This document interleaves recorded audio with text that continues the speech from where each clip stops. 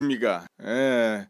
제가 여러분한테 이런저런 이제 말씀을 좀 드려 보는데 제 마음은 기왕이면은 여러분 마음을 편안하게 해 드리고 희망을 가지게 만들고 또 즐겁게 했으면 좋겠어요. 그런데 시국이 이게 또 그렇지를 않아요.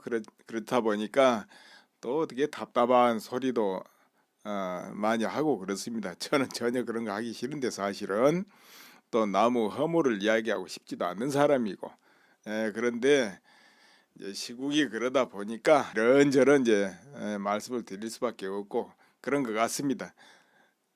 그래도 여러분 그냥 마음 단단히 먹고 모두 다 눈앞에 벌어진 것이 오락게임 그런 대상, 이렇게 마음을 한번 바꿔보세요. 그럼 좀 편해지지 않겠나 싶은데요.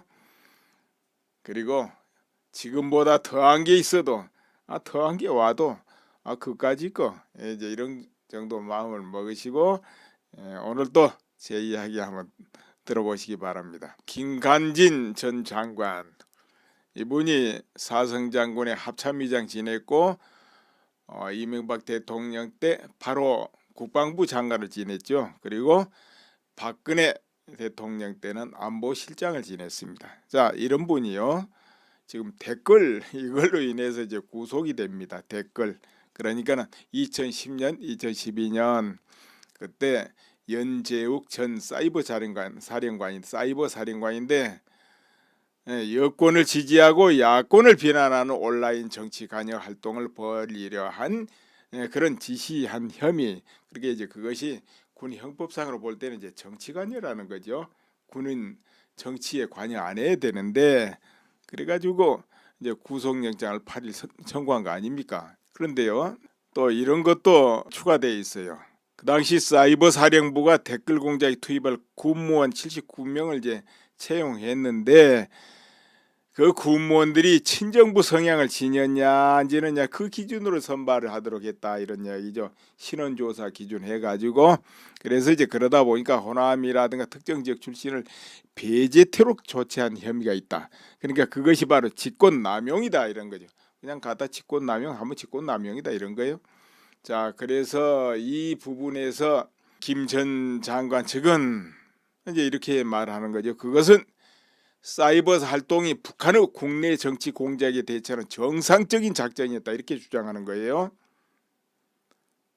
그리고 이제 사이버사가 2012년 백선엽 전 장군을 비한 김강진 전 민주통합당 의원, 무상급식을 주장한 박원순 서울시장, 전국 교직원 노동조합, 김대중 정부 햇볕 정책 등을 공격했다, 이런 거를 이야기합니다. 자, 그렇다면 여러분 이제 생각할 때 어떻습니까? 두 가지 관점에서 한번 생각해 봐요. 자, 그 정도가 사성 장관 지내고 국방부 장관을 지내고 이런 사람이 구속돼야 할 상황일까? 이렇게 이제 생각해 보고, 또 한 가지는 과연 그들이 국가를 위해서 한 활동이었을까? 아니면은 그냥 정치 개입일까? 검찰이 이야기인 것처럼 이런 두 부분, 이런 거 한번 기준으로 한번 보기를 합시다.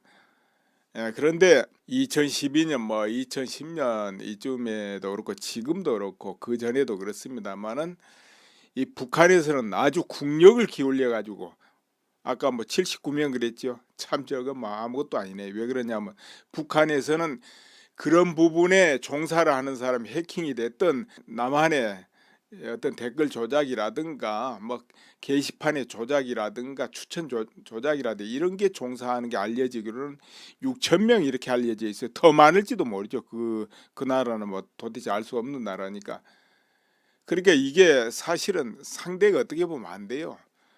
안 될 수밖에 없죠. 숫자가 안 되네요, 보니까. 그런데 이제 여러분이 인터넷에서 이렇게 활동해 보면 아시지만 북한 사이버 부대 활동이 참 대단하다, 이런 것을 참 많이 느꼈어요. 이제 피부로 느낀 거죠. 우리가 실질적으로 알 수는 없잖아요, 그런 거. 인터넷에 오래 이렇게 접속을 하고 생활을 하다 보면 뭘 느끼느냐면, 이들의 활동이 가는 곳마다 큰 사이트마다 대단하다는 걸 느낄 수 있어요. 아주 집요하고 조직적이고 그걸 우리가 피부로 느낄 수 있어요. 물론 내가 예를 들어서 네이버 안에 어떤 그 부분에 IP라든가 관리하고 그러면 다 알게 되죠. 그런 거는 어느 쪽에서 계속 들어오고 이런 것을 하는구나 알 수 있어요. 특히 추천이 많이 들어가고 그런 거 다 이제 IP로 다 보면 알 수 있는데 우리는 그걸 할 수가 없으니까 이제 사용자로서 그렇게 느낀다 이거예요. 사용자로서 피부로 그렇게 느껴진다는 것이죠. 15년 전인가요? 그때도 거의 뭐 더 됐는가 봅니다. 이제는 그때도 걔네들이 그런데 이제 뛰어들었는데 그때는 표가 팍팍 났어요. 뭐가 나냐면 그 말투가 그 북한에 쓰는 언어가 막 있고 엉뚱한 소리 막 하네. 그 당시 인터넷에 친일파 어쩌고 막 그런 말이 그 전에 없었습니다. 그런데 어느 날 갑자기 친일파 하면서 막 나오고 막 그런데 주로 이제 북한에서 하는 그런 그 언어들이 있습니다. 그게 많이 등장할 때가 있었어요. 그래서 북한 애들이 들어오는구나. 저는 그때 많이 느꼈는데요. 그 뒤로 얘네들이 이제 진화를 거듭해요. 그러면서 지금은 완전히 한국인이 사용하는 그 언어로 이제 조작을 하죠. 이제 그렇게 됐는데 그렇게 너무 이제 심하게 여론 조작을 한 거예요. 걔네들 활동은 대단한 거죠. 구석구석 이야기하면 그 시간 걸리기 때문에 이제 그 정도 해놓는데 내가 그런 걸 느껴봤어요. 뭐냐면은 이런 정도는 이걸 어떻게 막아야 되는데 이것은 막을 곳이 어디입니까? 국정원이라든가 군 뭐 사이버 사령부라든가 이런 데서 나서서 막아야 되는데 이런 생각을 많이 해봤습니다. 실제 저 검찰이 이야기한 사이버사가 2012년 백선엽 전 장군을 비하한 김강진 전 민주통합당 의원 이런 거 이제 말하는데 그 당시도 이 사건이 뭐냐면 김강진 그때 국회의원 할 때입니다. 백선엽 장군 친일파다 하고 막 공격을 하고 그랬어요. 저 미국 같은 데는 육사에서 백선엽 장군을 가리키고 그런다고 그러지 않습니까? 그러니까 6.25 때 한국을 구한 6.25 영웅으로 이렇게 이제 미국에서는 알고 있다 이거죠. 백선엽 장군을. 그러니까 주한미군 사령관들이 부임할 때마다 백선엽 장군 다 찾아보고 애우하고 받들고 그러잖아요. 그런 모습 종종 우리가 보도에 볼 수 있습니다. 6.25 영웅으로 치기 때문에 미국에서는. 근데 한국에서는 친일파로 매도를 해버리는 거예요. 아니 나이 좀 들면 일본 시대에 살았다 하면 친일파예요. 그냥 그렇게 매도해버린 성향이 있어요. 뭐 조금만 뭐가 어떻게 돼도 그가 살아생전에 어떤 국가를 위해서 공을 세워도 그 소용이 없어. 이렇게 몰아버리거든. 그런데 이제 그런 건 여러분 볼 때 그건 안 맞죠. 그런데 지금 그러니까 김 전 장관 측에서는 정상적인 사이버 활동이었다 이렇게 말하는 거예요. 또 검찰에서 이 군무원 채용할 때도 그렇죠. 이 군무원들이 성향이 사실 중요한 거 아닙니까? 내가 볼 때 성향이 중요할 것 같아요. 그렇지 않으면 댓글 그 쓰는 공작하는 거 그거 즐겁게 하겠습니까? 안 하지. 그러다 보니까 이제 그런 걸 고를 수도 있겠는데 이것이 이제 직권남용이 이렇게 돼버리는 거예요. 이것도 죄가 되는 거예요.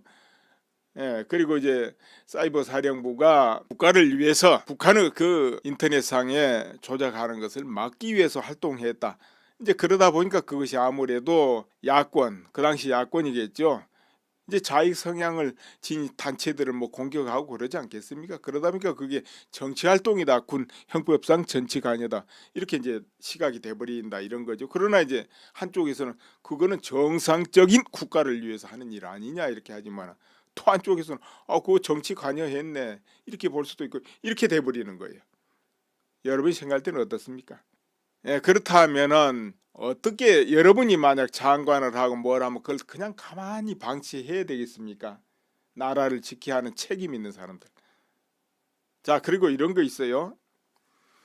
뭐가 문제이냐 하면은 주요 위치에 있는 사람들은 하루에도 몇 번씩 아니면 날마다 달마다 중요 결정을 할 때가 있다 이런 이야기 판단을 해야 돼. 그럼 뭐 웬만한 거는 뭐 장관이나 높은 사람이 할 일이 뭐 있습니까? 저 아래 가장 계장들이 다 해도 되고 그렇지 않습니까? 그러니까 저 아래에서 하지 못할 거는 누가 결정하냐 하면 그래도 최종적으로는 장관이 결정해야 되거든. 대통령이 하는 거고. 그런데 이제 그런 경우는 이제 결정이 좀 복잡하고 어려운 거 아니겠어요? 아무래도. 근데 이런 결정을 할 때마다 반대 시각에서 볼 때는 마음에 안 들 수밖에 없는 거예요. 그것이 전부 국가를 위해서 결정한다 해도 그렇죠. 또 정치적으로도 이것이 국가를 위해서 유익한 길 아니겠나 하면 그쪽에 결정할 수도 있잖아요. 그렇죠, 여러분. 근데 그것이 이제 상대방에서 볼 때는 달리 볼 수도 있다는 거죠. 이것이 이제 문제가 되는데, 그렇다면은 어떻게 되겠습니까? 과거 정권 모든 장관들이고 요직에 있는 사람들이 어떤 결정을 해왔겠습니까? 그런 거 다 뒤지면 어떻게 될까요? 그러면 지금 현 정권에서도 그럴 거예요. 지금 현 정권의 요직을 맡고 있는 분들이 이제 있습니다. 그럼 지금 이런 결정 저런 결정 지금 계속 하고 있는 거예요. 그걸 수사해라 하기도 하고 안 하기도 하고 뭐 이 부분을 추적에 들어가라 할 수도 있는 것이고 뭐 북한에 대해서 이런 결정을 할 수도 있고 그렇지 않겠습니까? 이런저런 특히나 뭐를 개선을 한다 바꾼다 할 때는 무수하게 결정을 하게 될 거예요. 그리고 저 사람 마음에 안 드니까 내보내게 해라. 저 사장 바꿔라. 저 공사 사장 바꿔야 돼. 저 공사는 중지해라. 이럴 수도 있잖아요. 그렇지만은 그것이 정권이 바뀌면 전부 직권남용, 권한남용 이렇게 될 수도 있는 거죠. 그리고 이런 거, 우리 시를 위해서 도를 위해서 아니면 우리 나라를 위해서 투자를 해주시오. 이거 우리 하나 세워봅시다. 이런 거 하나 기금 모아서 만들어 봅시다. 또 저것을 좀 기금으로 지원해 주시오. 이렇게 기업들한테 말할 수 있잖아요. 그거 전부 나중에 뇌물이 돼버릴 수 있죠. 그러면은 그런 생각 안 들까요? 이 결정이 나중에 부메랑이 돼 가지고 나도 이런 생각 안 할까요? 사실 그렇잖아요. 정권이 바뀌면은 뒤집으면 전부 죄가 돼버리거든요. 근데 아니야, 내로남불, 나는 이거는 정상적인 법대로 하는 거야. 내가 뭐 잘못한 게 있어 이렇게 그냥 딱 포장하고 그 마음에 깊이 자신감으로 그냥 끝날까요? 뭐 하기야 그거 끝나면 끝난다 하더라도 소용없지요. 뒤에 뒤집으면 그냥 뒤집히는 거지. 김관진 장관은 그러면 뭐 그때 그것이 국가를 위한다 그 마음이 아니고 딴 마음에서 했을까요? 어차피 똑같아요. 그렇게 따져보면. 그러니까 이제 문제는 이제 개혁을 한다 뭘 바꾼다 이럴 때는 더 결정을 많이 할 거란 말이에요. 자, 그렇다면은 지금 결정을 하고 있는 분들 어떤 생각을 할까? 이런 게 있죠. 네, 그리고 지금 현재 국방을 담당하고 있는 장성들 어떤 생각이 들겠습니까? 자, 이런 문제로 사성 장군이 막 구속이 된다. 아니면 저번에 이제 박찬주 대장 같은 경우 뭐 있었죠? 그 공관병 갑질 그거는 이제 뭐 없었던 걸로 뭐 되는 것 같은데 그러다 보니까 수사 받아 가지고 또 뭐 비리 혐의 그러니까 뇌물 어쩌고 하면서 구속됐잖아요. 자, 그런 걸 보면서 어떤 마음이 들까요? 전전긍긍 그렇게 되지 않을까 싶은데 뭐 그래도 떳떳해 나는 멀쩡해 이런 사람도 있겠죠 물론.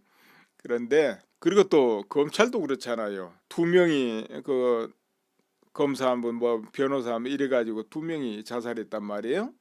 자, 그런 걸 보면은 검찰은 또 어떤 생각을 할까요? 검찰도 늘 정권이 바뀌면 이렇게 관여하고 저렇게 관여도 해야 되고 또 공안 검사는 특히 이 공안 활동 계속 해야 되지 않습니까?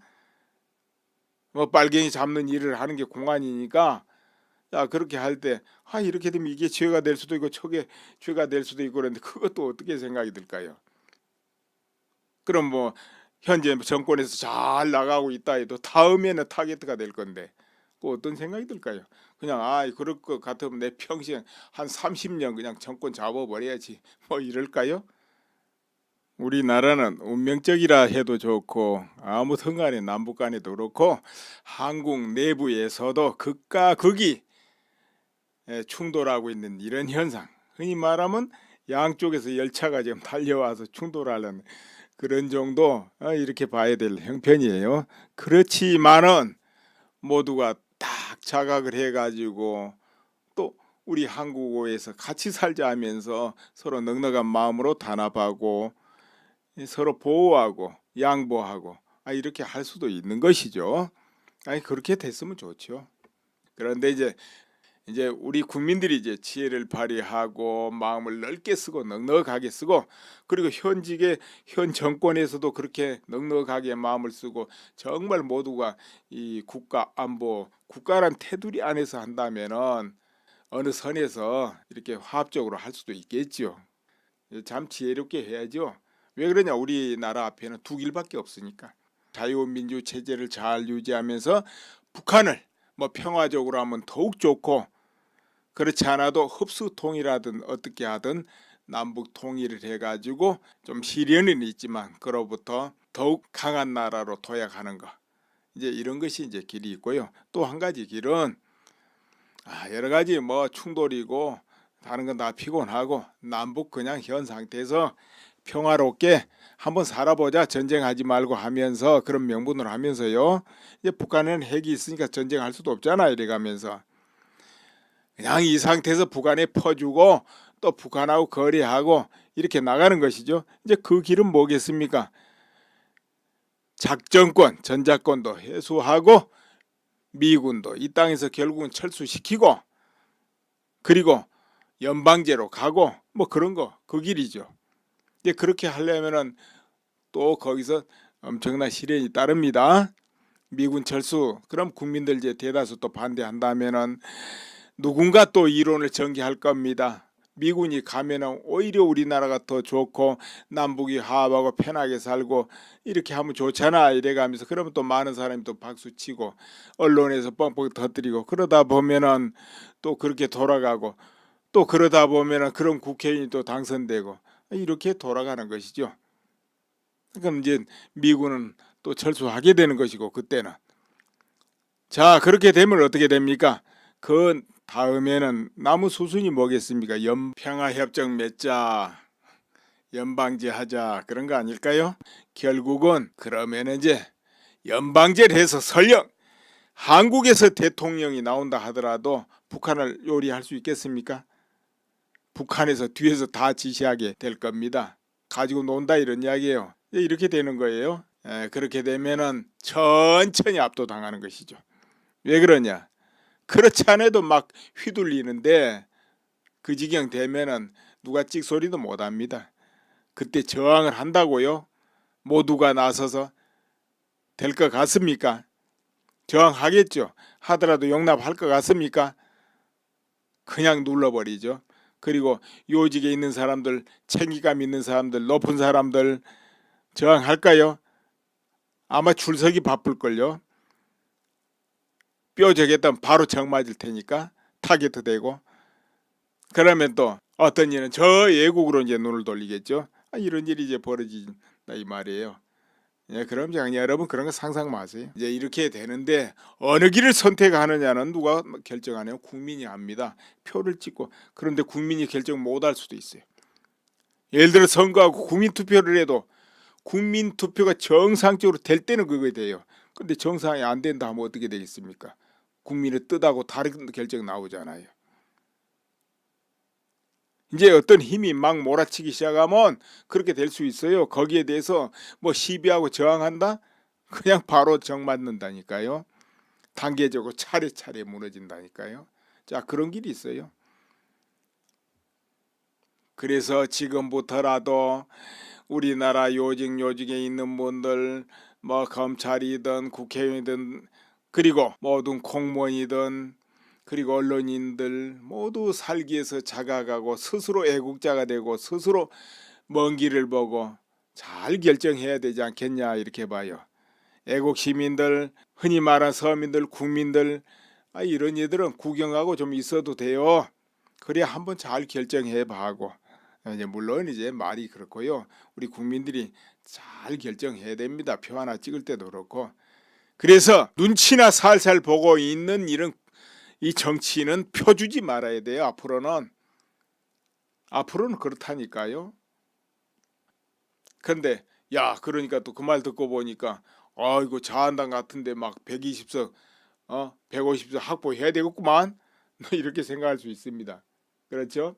그런데 소용이 없어요. 왜 그러냐면은 자 이제 김 전 장관 구속 이렇게 되고 그러면 결국 지금 뭐 타겟트가 또 저 MB 이명박 대통령 타겟트 이래서 하잖아요. 이제 이명박 대통령까지는 참 가고 싶어도 못 갈 수도 있어요. 뭐 걸린 게 없으면 못 가죠. 그러나 걸린 게 있으면 거기까지 가는 거예요. 그럼 어떻게 됩니까? 거기서부터 또 문어발처럼 저 퍼져 있고 이런저런 일 하다 보면 전부 거미줄에 걸리는 겁니다. 그럼 하나하나 각계격파되죠. 뭐 지금 현재 자한당에 뭐 탄핵했던 사람들도 보면은 인연이 결국은 어디 하고 있습니까? 이명박 대통령 마 있잖아요. 그럼 다 또 이리저리 하다 보면 또 연결될 수도 있고 그러죠. 아무튼 정치권도 이래서 연결 저래서 연결되면 각계격파 천천히 돼가는 거죠. 뭐 그렇지 않습니까? 뭐 좀 많이 불안하지 않을까 싶어요. 그럼 뭐 숫자라도 뭉치자. 그래야 안전하니까 이래 뭉칠 수 있지만은 그게 안 되는 거죠. 하나씩 다 깨져 들어가면은 떨어져 있으니까 서로 흔들린다. 그러면 같이 붙어 있어도 안 돼요. 같은 당에 모여 있어도 못 해요. 뭐 당론으로 탁 결정하지 그래도 낫잖아 할 수도 있지만 그 안에 또 싸우는데 그 안에서 그러니까 문제는 의지예요. 전부 나라를 지켜야 되겠다. 어떤 것이 국가를 위한 정상적인 결정이니까 이 신념이 강하면 떨어져 있어도 되고 붙어 있어도 돼요.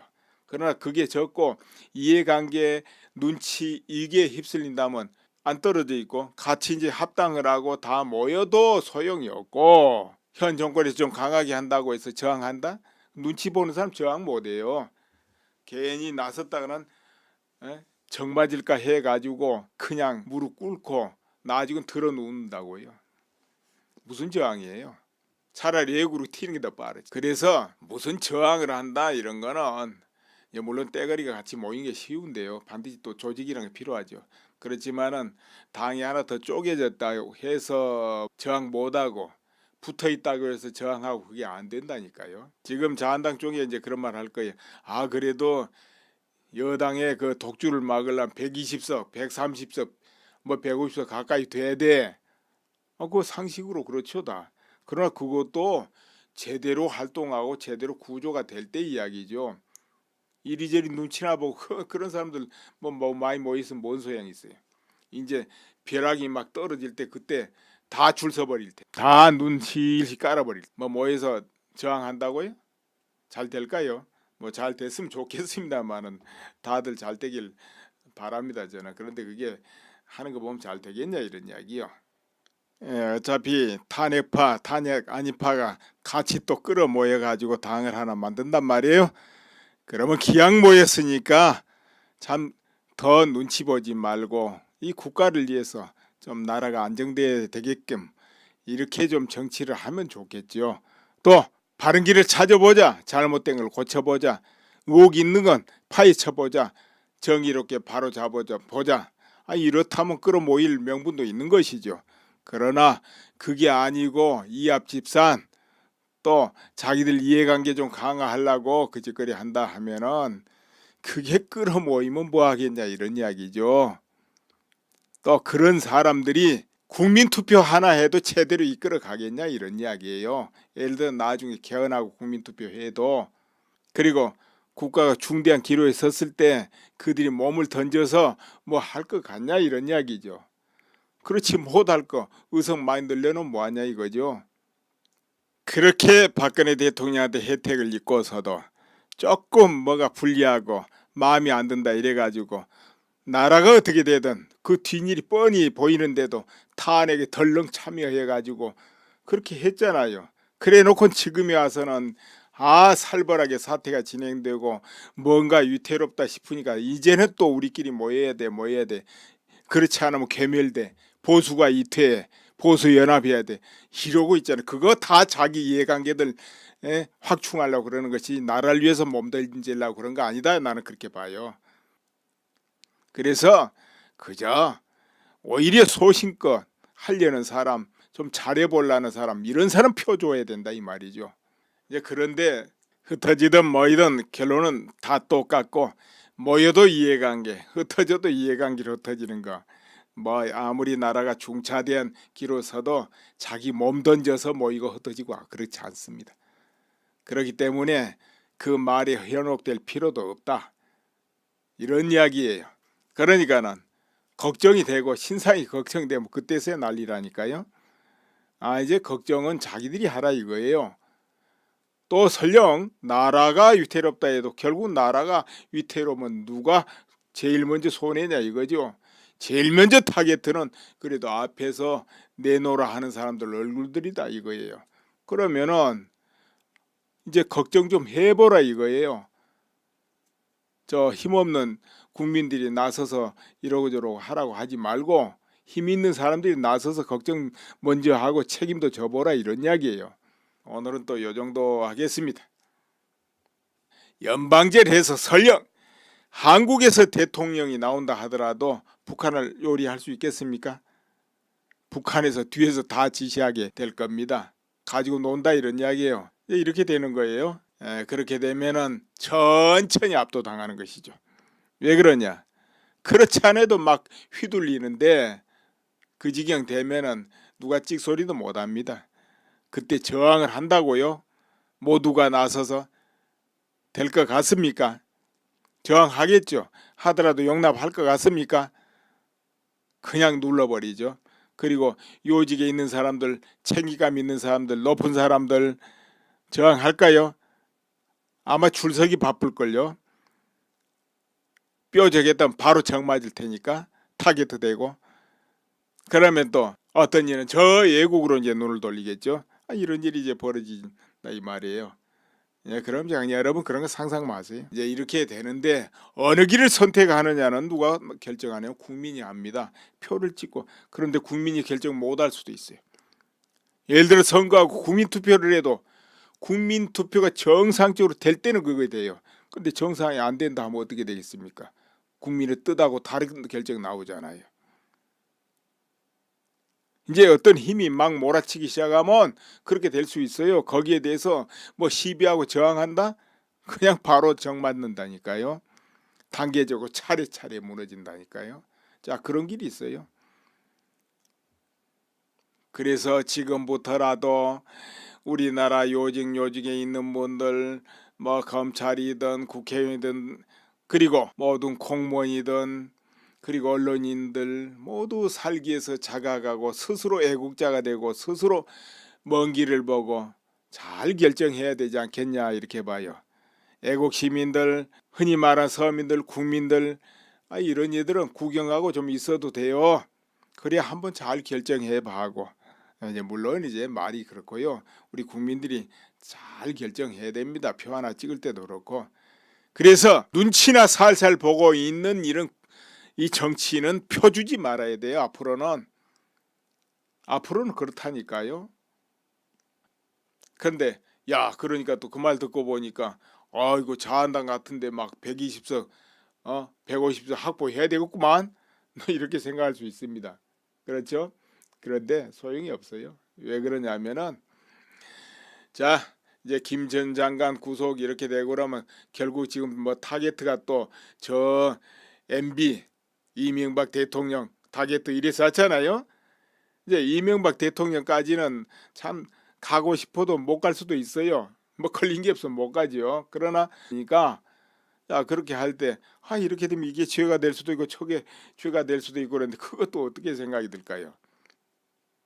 그럼 뭐 현재 정권에서 잘 나가고 있다 해도 다음에는 타겟트가 될 건데 그 어떤 생각이 들까요? 그냥 그럴 것 같으면 내 평생 한 30년 그냥 정권 잡아버려야지 뭐 이럴까요?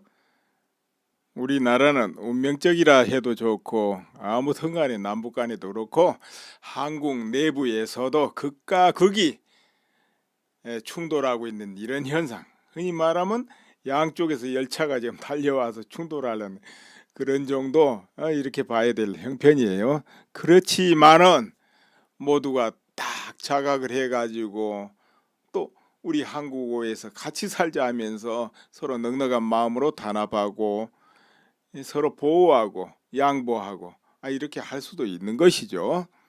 그렇게 됐으면 좋죠.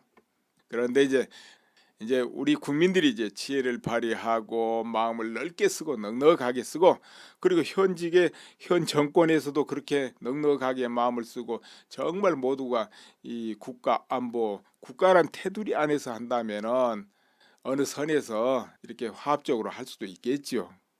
참 지혜롭게 해야죠. 왜 그러냐? 우리나라 앞에는 두 길밖에 없으니까. 자유민주 체제를 잘 유지하면서 북한을 뭐 평화적으로 하면 더욱 좋고, 그렇지 않아도 흡수 통일하든 어떻게 하든 남북 통일을 해가지고 좀 시련은 있지만 그로부터 더욱 강한 나라로 도약하는 것, 이제 이런 것이 이제 길이 있고요. 또 한 가지 길은 여러 가지 뭐 충돌이고 다른 건 다 피곤하고 남북 그냥 현 상태에서 평화롭게 한번 살아보자, 전쟁하지 말고 하면서, 그런 명분으로 하면서요. 이제 북한은 핵이 있으니까 전쟁할 수도 없잖아, 이래가면서 그냥 이 상태에서 북한에 퍼주고 또 북한하고 거래하고 이렇게 나가는 것이죠. 이제 그 길은 뭐겠습니까? 작전권, 전자권도 해소하고 미군도 이 땅에서 결국은 철수시키고, 그리고 연방제로 가고 뭐 그런 거, 그 길이죠. 이제 그렇게 하려면은 또 거기서 엄청난 시련이 따릅니다. 미군 철수, 그럼 국민들 이제 대다수 또 반대한다면은 누군가 또 이론을 전개할 겁니다. 미군이 가면은 오히려 우리나라가 더 좋고 남북이 화합하고 편하게 살고 이렇게 하면 좋잖아, 이래가면서, 그러면 또 많은 사람이 또 박수치고 언론에서 뻥뻥 터뜨리고, 그러다 보면은 또 그렇게 돌아가고, 또 그러다 보면은 그런 국회의원이 또 당선되고 이렇게 돌아가는 것이죠. 그럼 이제 미군은 또 철수하게 되는 것이고, 그때는 자, 그렇게 되면 어떻게 됩니까? 또 어떻게 생각이 들까요? 그럼 뭐 현재 정권에서 잘 나가고 있다 해도 다음에는 타겟가 될 건데 그 어떤 생각이 들까요? 그냥 그럴 것 같으면 내 평생 한 30년 그냥 정권 잡아버려야지, 뭐 이럴까요?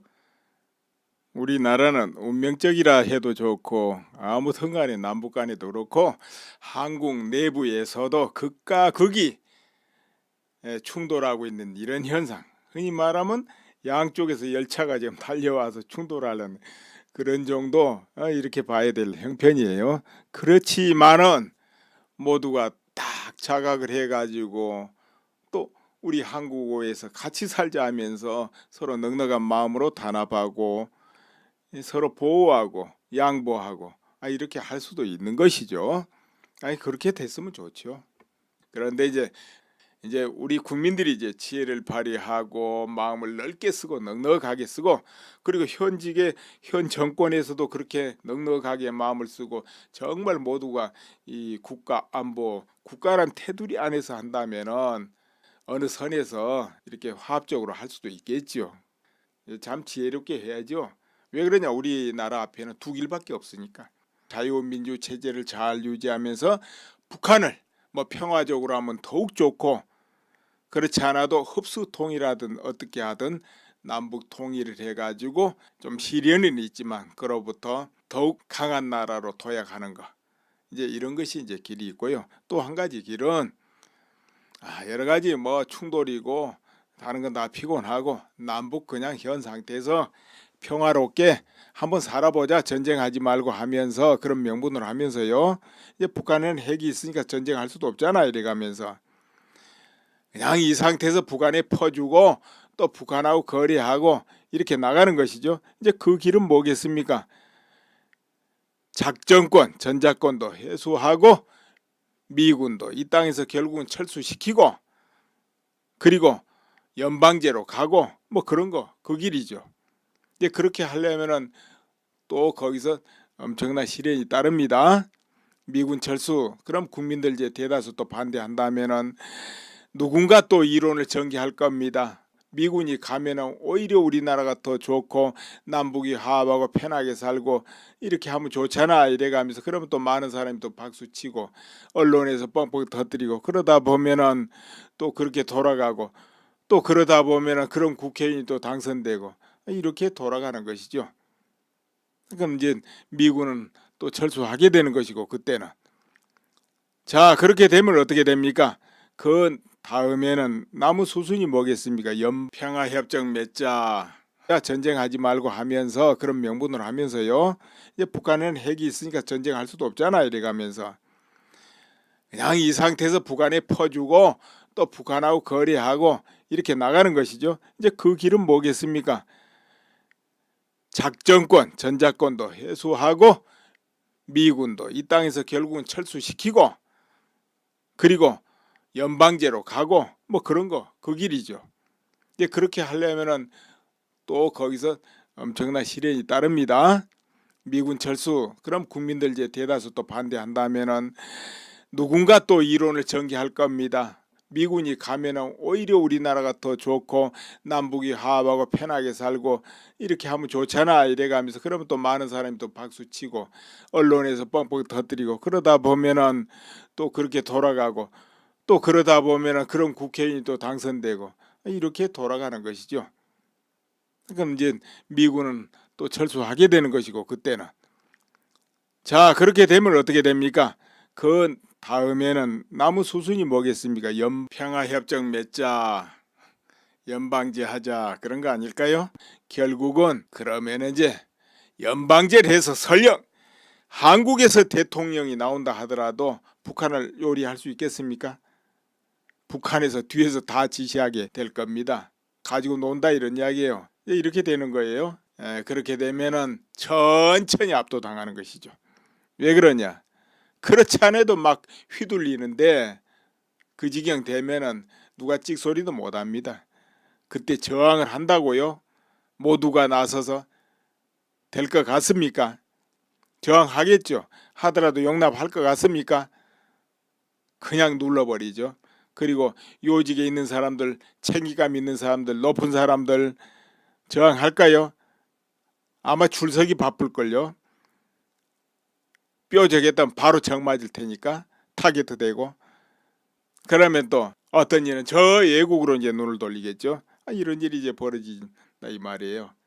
예, 그럼 그냥 여러분 그런 거 상상 마세요. 이제 이렇게 되는데 어느 길을 선택하느냐는 누가 결정하냐면 국민이 합니다. 표를 찍고 그런데 국민이 결정 못할 수도 있어요. 예를 들어 선거하고 국민투표를 해도 국민투표가 정상적으로 될 때는 그거에 돼요. 근데 정상이 안 된다 하면 어떻게 되겠습니까? 국민의 뜻하고 다른 결정 나오잖아요. 이제 어떤 힘이 막 몰아치기 시작하면 그렇게 될 수 있어요. 거기에 대해서 뭐 시비하고 저항한다? 그냥 바로 정 맞는다니까요. 단계적으로 차례차례 무너진다니까요. 자, 그런 길이 있어요. 그래서 지금부터라도 우리나라 요직에 있는 이야기죠. 이리저리 눈치나 보고 그런 사람들 뭐 많이 모이면 뭔 소용이 있어요. 이제 벼락이 막 떨어질 때 그때 다 줄 서버릴 때 다 눈 실실 깔아버릴 때 뭐 모여서 저항한다고요? 잘 될까요? 뭐 잘 됐으면 좋겠습니다만은 다들 잘 되길 바랍니다 저는. 그런데 그게 하는 거 보면 잘 되겠냐 이런 이야기요. 예, 어차피 탄핵파 탄핵 아니파가 같이 또 끌어모여 가지고 당을 하나 만든단 말이에요. 그러면 기왕 모였으니까 참 더 눈치 보지 말고 이 국가를 위해서 좀 나라가 안정돼야 되게끔 이렇게 좀 정치를 하면 좋겠죠. 또 바른 길을 찾아보자. 잘못된 걸 고쳐보자. 의혹 있는 건 파헤쳐보자. 정의롭게 바로 잡아보자. 이렇다면 끌어모일 명분도 있는 것이죠. 그러나 그게 아니고 이합집산 또 자기들 이해관계 좀 강화하려고 그 짓거리 한다 하면은 그게 끌어모이면 뭐 하겠냐 이런 이야기죠. 또 그런 사람들이 국민투표 하나 해도 제대로 이끌어 가겠냐 이런 이야기예요. 예를 들어 나중에 개헌하고 국민투표 해도 그리고 국가가 중대한 기로에 섰을 때 그들이 몸을 던져서 뭐 할 것 같냐 이런 이야기죠. 그렇지 못할 거 의석 많이 늘려놓으면 뭐하냐 이거죠. 그렇게 박근혜 대통령한테 혜택을 입고서도 조금 뭐가 불리하고 마음이 안 든다 이래가지고 나라가 어떻게 되든 그 뒷일이 뻔히 보이는데도 탄핵에 덜렁 참여해가지고 그렇게 했잖아요. 그래 놓고 지금에 와서는 살벌하게 사태가 진행되고 뭔가 위태롭다 싶으니까 이제는 또 우리끼리 모여야 돼. 그렇지 않으면 괴멸돼. 보수가 이퇴해. 보수 연합해야 돼. 이러고 있잖아요. 그거 다 자기 이해관계들 확충하려고 그러는 것이 나라를 위해서 몸들이려고 그런 거 아니다. 나는 그렇게 봐요. 그래서 그저 오히려 소신껏 하려는 사람, 좀 잘해보려는 사람, 이런 사람 표 줘야 된다 이 말이죠. 이제 그런데 흩어지든 뭐이든 결론은 다 똑같고, 모여도 이해관계, 흩어져도 이해관계로 흩어지는 거. 뭐 아무리 나라가 중차대한 기로 서도 자기 몸 던져서 모이고 흩어지고 그렇지 않습니다. 그렇기 때문에 그 말이 현혹될 필요도 없다, 이런 이야기예요. 그러니까는 걱정이 되고 신상이 걱정되면 그때서야 난리라니까요. 이제 걱정은 자기들이 하라 이거예요. 또 설령 나라가 위태롭다 해도 결국 나라가 위태로우면 누가 제일 먼저 손해냐 이거죠. 제일 먼저 타겟은 그래도 앞에서 내놓으라 하는 사람들 얼굴들이다 이거예요. 그러면은 이제 걱정 좀 해보라 이거예요. 백선엽 장군 친일파다 하고 막 공격을 하고 그랬어요. 저 미국 같은 데는 육사에서 백선엽 장군을 가리키고 그런다고 그러지 않습니까? 그러니까 6.25 때 한국을 구한 6.25 영웅으로 이렇게 이제 미국에서는 알고 있다 이거죠. 백선엽 장군을. 그러니까 주한미군 사령관들이 부임할 때마다 백선엽 장군 다 찾아보고 애우하고 받들고 그러잖아요. 그런 모습 종종 우리가 보도에 볼 수 있습니다. 6.25 영웅으로 치기 때문에 미국에서는. 근데 한국에서는 친일파로 매도를 해버리는 거예요. 아니 나이 좀 들면 일본 시대에 살았다 하면 친일파예요. 그냥 그렇게 매도해버린 성향이 있어요. 뭐 조금만 뭐가 어떻게 돼도 그가 살아생전에 어떤 국가를 위해서 공을 세워도 그 소용이 없어. 이렇게 몰아버리거든. 그런데 이제 그런 건 여러분 볼 때 그건 안 맞죠. 그런데 지금 그러니까 김 전 장관 측에서는 정상적인 사이버 활동이었다 이렇게 말하는 거예요. 또 검찰에서 이 공무원 채용할 때도 그렇죠. 이 공무원들이 성향이 사실 중요한 거 아닙니까? 내가 볼 때 성향이 중요할 것 같아요. 그렇지 않으면 댓글 그 쓰는 공작하는 거 그거 즐겁게 하겠습니까? 안 하지. 그러다 보니까 이제 그런 걸 고를 수도 있겠는데 이것이 이제 직권남용이 이렇게 돼버리는 거예요. 이것도 죄가 되는 거예요.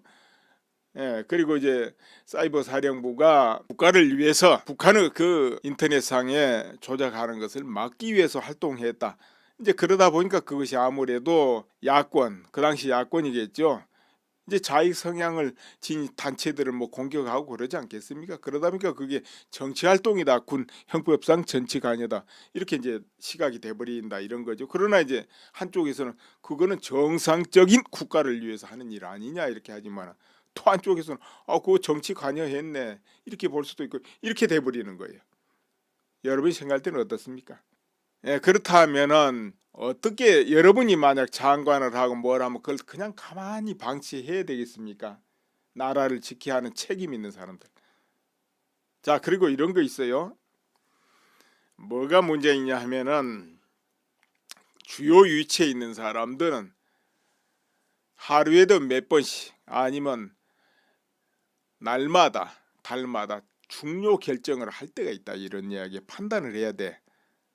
그럼 뭐 웬만한 거는 뭐 장관이나 높은 사람이 할 일이 뭐 있습니까? 저 아래 가장 계장들이 다 해도 되고 그렇지 않습니까?